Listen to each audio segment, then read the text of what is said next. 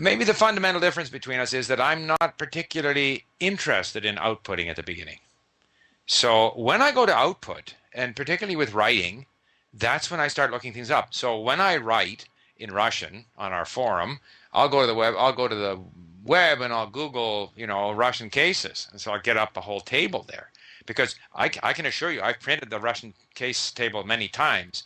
I've even written it out longhand. I've written it out, as I said in one of my videos recently, where I would write out the endings and then identify all of the gender and cases that correspond to each ending. And I've done it 110 different ways and I can't remember it. So what I do when I write is either I have that printed out in front of me, so I piece my way through it. But to be perfectly honest, that's what I do if I'm particularly concerned about being accurate. But most of the time, I'm just as happy to get it wrong, send it in, get it corrected, and when it comes back, I notice. And so I still think that I might refer, like you're right, if I wanted to get it, if I'm a lawyer and I'm sending something out in Japanese, I would check. But I'm learning, so I just let it all hang out. The same when I speak, I get back my report.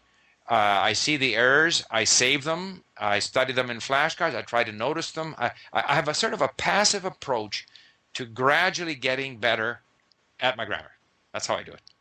And gradually is what I'm too impatient to wait for. I'm looking for Okay, the quickest way to get there. And I don't think the quickest way is to try and do it gradually. I mean, I think it works right, if you're looking to go over a long period of time, and just kind of take it as it comes. I mean, your right, method can work. I mean, I've kind of used your method in Japanese. I did some of the grammar stuff at the beginning, but basically I just sucked it in from around me. right, Um, on the other hand, in the Romance languages, I was much more successful getting it out right in front with the grammar and having it right in front of me and saying, "Oh, here's this table." I just refer back to that, and that helped me. I picture the table in my head when I'm right. talking, and eventually you stop doing that. It just comes out. Okay. But even there, if I look at Portuguese, which I've gone at more recently, still I wanted to have a lot of input dancing around in my brain.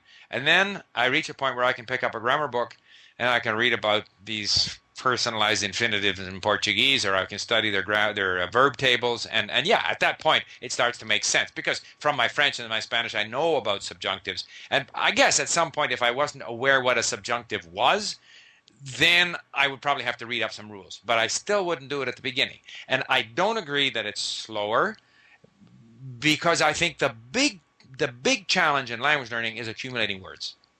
Agreed. Is by far the biggest challenge. You can understand if you have a lot of words and no grammar, you can understand. If you have a lot of grammar and no words, you still don't understand. True. And there are people who say, "Oh, you only need 1,000 words," blah blah blah. That's not true. If you want to do anything more than order a beer, I mean, they have these things in books like what to say at a bank. So you learn supposedly the vocabulary you need to get to deal with a teller at a bank. Not a chance. Whatever you say to that bank teller, something will come at you that you're not prepared for. Like I think you need a lot of words, and so therefore I believe. So I don't think there, like with Benny there's no 3-month fix here. It takes a long time to learn a language. And the biggest, most time-consuming thing is learning words. So I like to get at that right away, and I let the grammar fall into place later on.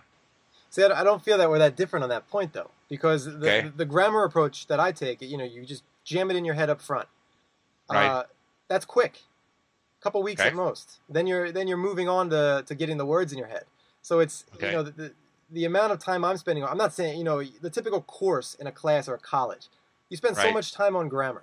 You're right. doing you're doing these exercises and all this junk. That's way too much. I Okay, I prefer to get the rule in your head and then see the rule in practice rather than trying to drill the rule in your head through exercises or anything. So you get one exposure oh, just by yeah, making this outline or processing it in some way, and then you move to just getting it, either using it, getting exposures through output or getting right. exposures through input by reading and listening. So I mean, it's getting to the vocab quickly, but you have right. the basis of the rules up front. Well, I'm very disappointed because I think that we might actually be closer to agreement than I at first thought.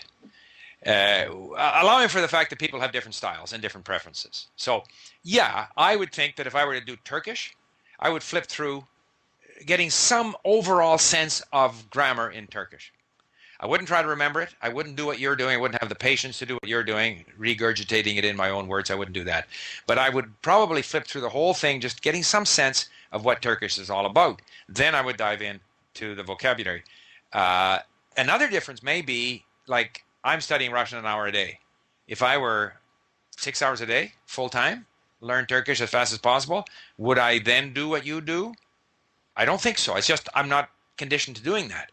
But I think I would refer back to my grammar more often. Mm-hmm. But I mean, people have their own ways. I mean, it's good that people develop things that work for them, you know. So I'm not in any way ideologically opposed to what you're doing. And I think where we come together is that you want to touch on the grammar in whatever way works for you, but get out of it as quickly as possible so that you can focus on accumulating words. Absolutely. The word, I mean, the words and the phrasing you've got to get from exposure. So I think we're in sync on that in that part. All right. Okay. Let's go to the other end. We're talking about the beginning here. Let's turn it to towards the end of a language, and you're already pretty good. You know, for me, there's a systemic process. When I don't know something, when something doesn't fit into my understanding of a grammar rule, I'm immediately digging it up. I'm immediately trying to figure it out. Right. And I think that lets me get my accuracy up higher and higher. And my understanding is that you don't do anything like that. You just continue through input. And Absolutely. so that's another place where I think the speed on my process is going to be quicker than yours. I mean, let's say you and I are at the same point in language X. Mm-hmm. And there's some, you know, we're trying to produce accurate output. Right. You know, with my process of continually trying to refine it, continually trying to understand any grammar point that I don't get right off the bat, you know, I'll get to that more accurate point more quickly. Whereas, especially at the higher level, when you're just looking through exposure, you're going to for these more difficult grammar points, you're going to get much less frequent exposure to them, and because of that, it's going to take you an even longer time to get to that. You know, let's say to get into 95%, to go from 90 to 95, than it would take for me, where I'm specifically focusing on it. Okay, where I would disagree with you there is that my problem with, say, Russian grammar is not that I don't. Well, I shouldn't say that it's not that in the cases, it's not that I don't understand it. You know, it's the example I always use of third person singular present tense English. Mm-hmm. All the people who say he don't go, it's not that they don't understand that the third person singular takes an S. You know, but our brain says everything else is I go, you go, we go, they go. This should be go. That's the pattern that our brain tries to impose. Or I mentioned the example of the Chinese who are told that there's a he and a she. And yet they still say my husband, she, and my wife, he, because that's what comes from Chinese. So understanding it doesn't do it. Understanding it is not going to get me to use the correct case ending.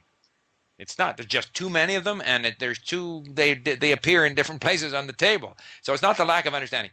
On the other hand, there are some issues, like the famous perfective and imperfect verbs in Russian, which I have read the explanation for many, many times, and makes no sense to me. I mean, I understand what they're saying, but I cannot put it into practice, except for certain cases. So my feeling is the time that I spend looking up the grammar explanation, I'm better off to get more exposure to the language. And I think that gets me there faster.